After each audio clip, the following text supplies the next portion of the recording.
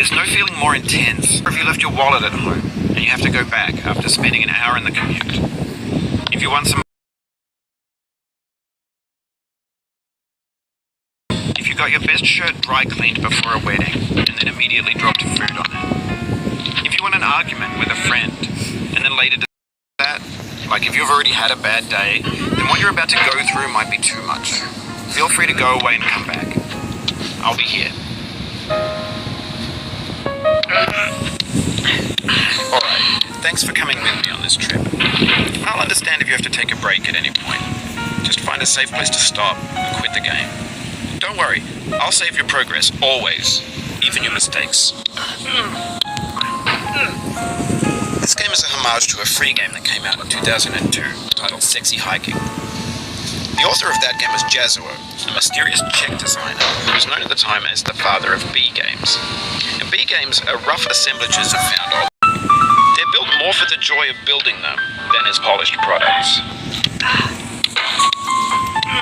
In a certain way, Sexy Hiking is the perfect embodiment of a B game. It's built almost entirely out of found and recycled parts, and it's one of the most unusual and unfriendly games of its time. In it, your task is simply to drag yourself up a mountain with a hammer. And that act of climbing, in the digital world or in real life, has certain essential properties that give the game. And the player is constantly, unremittingly in danger of falling and losing everything. Anyway, when you start Sexy Hiking, you're standing next to this dead tree that blocks the way to the entire rest of the game. It might take you an hour to get over that tree. A lot of people prod and you poke at it, exploring the limits of your reach and your strength, trying to find a way up and over. And there's a sense of truth in that lack of worlds are fake.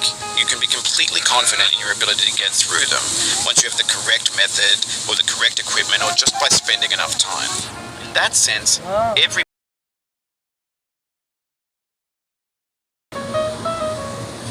the obstacles in Sexy Hiking are unyielding, and that makes the game uniquely frustrating.